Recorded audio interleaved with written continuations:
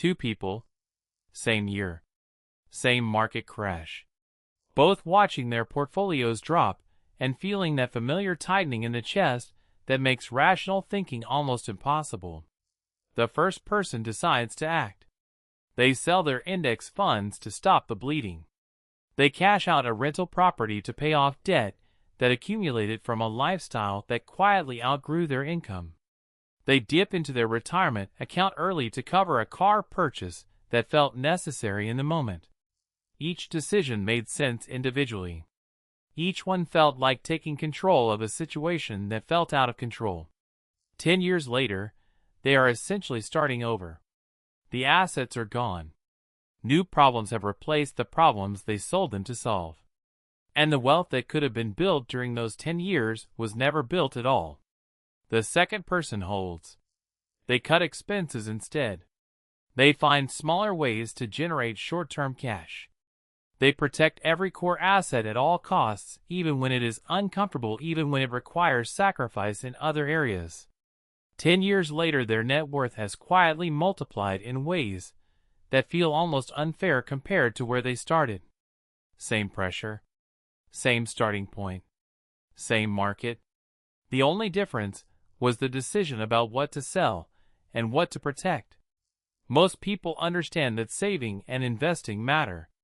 What almost nobody teaches is which assets never to touch once you have them. That is exactly what this is about. Understanding why people sell at the wrong time matters as much as knowing what to hold. Because the 5 assets coming are ones most people already know they should keep. The problem is not information. The problem is what happens inside the human brain when financial pressure arrives. Emotions drive financial decisions far more than logic does. When a market drops, the fear response activates before rational thinking has a chance to intervene. When life gets expensive, the instinct is to find something to liquidate quickly. When an asset is not producing visible short-term results, the brain starts questioning whether holding it is simply a form of stubborn denial dressed up as strategy. Behavioral researchers call this combination recency bias and loss aversion. Recent bad news feels more relevant than decades of historical data. The pain of a temporary loss registers more urgently than the promise of future gain that requires patience to collect. The result is a pattern that plays out constantly. People sell the index fund that dropped 20% and hold the car that lost 40% of its value the moment it left the dealer. They protect the wrong things and abandon the right ones. The 5 assets ahead are specifically the ones we're holding as consistently and substantially outperformed selling. Not because of luck. Because of the mathematical nature of how they grow over time. The first asset is one that most people own in some form, and almost universally mishandled during moments of financial stress. Index funds and broad market investments are the asset class with the highest regret rate among people who sell them. Not because the funds failed. Because the people who sold them watched those same funds recover and grow without them. There is a distinction that changes everything about how you think about market downturns. A drop in your index fund balance is not a loss. It is a temporary repricing of assets that have recovered from every single significant decline in modern financial history without exception. The loss only becomes real the moment you sell. Until then, it is a number on a screen that has no bearing on your actual financial outcome if you hold long enough. Consider someone who invested $10,000 in an S&P 500 index fund in 2007 right before the financial crisis hit. By early 2009, that balance had fallen to around $5,000. Half gone. The fear in that moment was completely understandable. The person who sold locked in a $5,000 loss and walked away feeling like they had made a rational decision to protect what remained.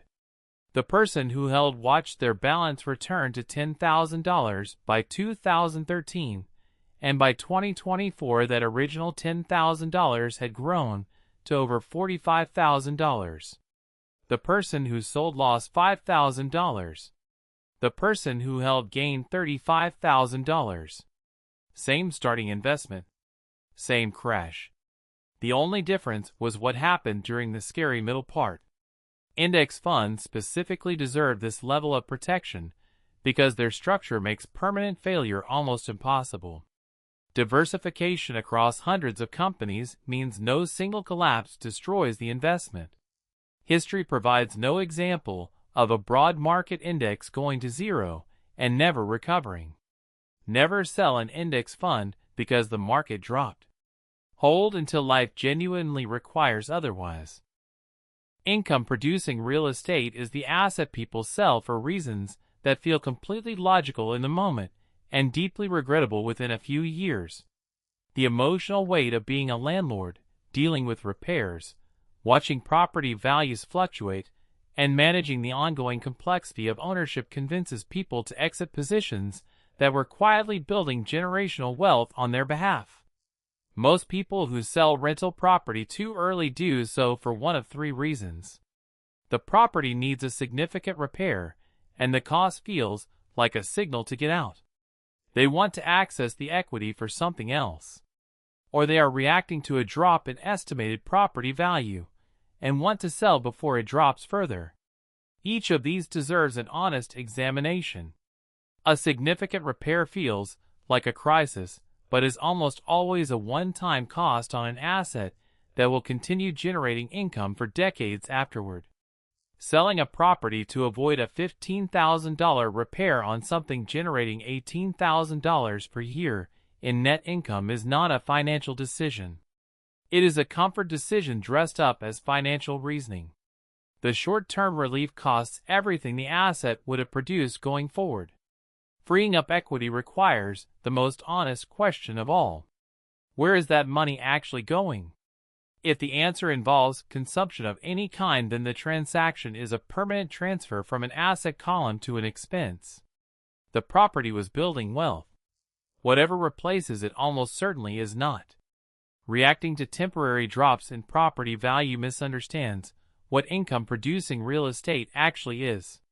The rent does not change because an estimate changed. The income stream continues regardless of what any valuation says today. And that income stream compounds powerfully over time. Rents rise with inflation while fixed mortgages stay identical. A property held for 20 years often generates 3 to 4 times its original monthly income against the same payment. Retirement accounts are the most rated asset in financial history. Not because people are irresponsible. Because the money is sitting there visible and accessible, and the present problem feels more urgent than the future cost of solving it this way. The immediate cost of early withdrawal is painful enough. When you withdraw from a traditional retirement account before retirement age, you pay income tax on the full amount plus a 10% penalty on top. On a $20,000 withdrawal, you might walk away with $13,000 after everything the government takes. You liquidated $20,000 of future growth to receive $13,000 today. That gap alone should give anyone pause.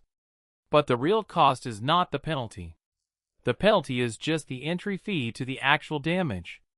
That $20,000 left untouched for 20 years at 8% annual return would have become $93,000. You did not withdraw $20,000. You withdrew $93,000 from your future self to solve a present problem that almost certainly had other solutions available if you had looked hard enough for them. The most common justification is the promise to put it back. The data is unambiguous on this. Most people do not put it back. Life remains expensive. Other priorities appear. The window closes quietly, and the retirement account carries the gap forward permanently. There are genuine emergencies where no other option exists, and touching retirement savings becomes the least damaging choice available. Those situations are real, and this is not about judgment when they arise. But credit card debt is not an emergency. A car is not an emergency. A renovation is not an emergency. Your retirement account is a time-locked wealth-building machine. Treat it as untouchable until it genuinely cannot be. This next asset will surprise you because it does not appear on any balance sheet and most people have never once thought of it in financial terms. But it generates more wealth over a lifetime than almost anything else on this list, and people abandon it constantly for reasons that feel like progress, but function like self-sabotage. Your skills, knowledge, and accumulated expertise are an asset, not metaphorically. Financially, they generate the income that funds every index fund contribution, every rental property down payment, every retirement account deposit. Without them, none of the other assets on this list exist. And yet people treat their expertise as something disposable the moment a shinier opportunity appears. Abandoning compounding expertise happens in ways that rarely feel like financial mistakes in the moment. Leaving a career field after years of development because of a frustrating season that would have passed. Taking a higher-paying role in a completely unrelated field and walking away from expertise that was still appreciating in value. Stopping the learning and development that keeps skills relevant and increasingly rare. Skills appreciate in ways that financial assets cannot replicate. They do not drop when markets crash. Inflation cannot erode them. They cannot be taken in a lawsuit or wiped out by a bad investment. And they compound through combination. Each new layer of expertise builds on what existed before, creating knowledge combinations that become genuinely scarce and therefore genuinely valuable over time. 15 years of deep focused expertise commands opportunities that no amount of general experience can access. Never trade compounding expertise for short-term income. That pivot paying $10,000 more this year may cost $200,000 over the next decade. This is the asset on the list that will feel the most wrong when you first hear it. Everything most people have been taught about debt says eliminate it as fast as possible. Get out from under it. Pay it off early. Sleep better at night. And for most debt, that advice is completely correct. But there is a specific category of debt that functions less like a burden and more like a tool, and rushing to eliminate it actually slows wealth building rather than accelerating it. Low-interest debt attached to an appreciating asset is itself an asset worth holding. A 3% mortgage on a property appreciating at 6% annually is not costing you money. It is making you money. The bank provided cheap leverage on something growing faster than the leverage costs. Every extra dollar thrown at that mortgage to pay it down early is a dollar removed from an equation that was working in your favor. More specifically, it is a dollar not invested somewhere returning 8 to 10% annually. The math of aggressively paying down 3% debt while foregoing 8% returns works against you every single month, even though it feels responsible and disciplined. The distinction that matters is between debt on depreciating assets at high interest rates and debt on appreciating assets at low interest rates. The first destroys wealth reliably and should be eliminated aggressively. The second can accelerate wealth building when held intentionally. Treating both with identical urgency is a mathematical mistake dressed up as financial virtue. Low-cost debt on an appreciating asset has 3 characteristics worth recognizing. The interest rate sits below your likely investment returns. The underlying asset grows in value over time. And in many cases, the interest is tax-deductible, reducing the effective rate further. Do not rush to eliminate debt that is working for you. Learn to distinguish between debt that costs you and debt that quietly pays you. Look across every asset covered here, and one pattern becomes impossible to ignore. Index funds reward the investor who holds through the crash and punishes the one who sells into it. Rental property rewards the landlord who holds through the difficult season and punishes the one who exits at the first sign of friction. Expertise rewards the professional who holds through the frustrating plateau and punishes the one who abandons it for something shinier. Low-cost debt rewards the homeowner who holds the leverage and deploys capital elsewhere, and punishes the one who rushes to eliminate it out of discomfort. Every single asset on this list shares one fundamental characteristic. They reward patience and punish impatience without exception. And the mistake that destroys the value of all five is always the same mistake: making permanent financial decisions based on temporary emotional states. Markets recover. Difficult tenants leave.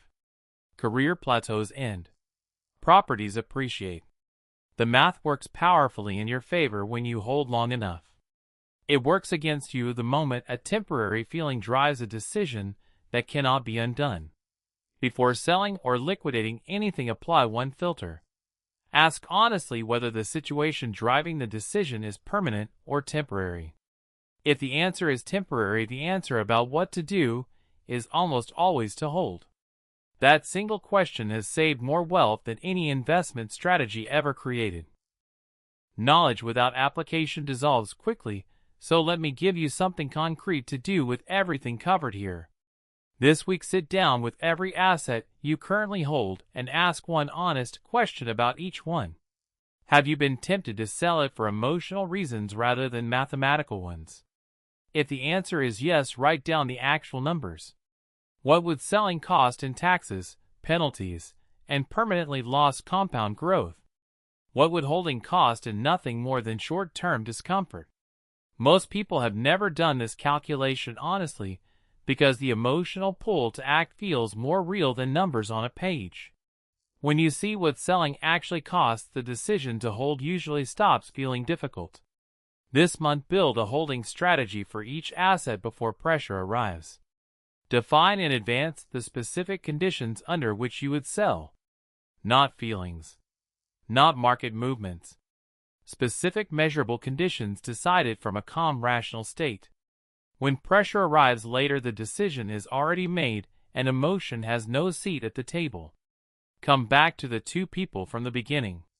The one who held did not have superior information or better assets.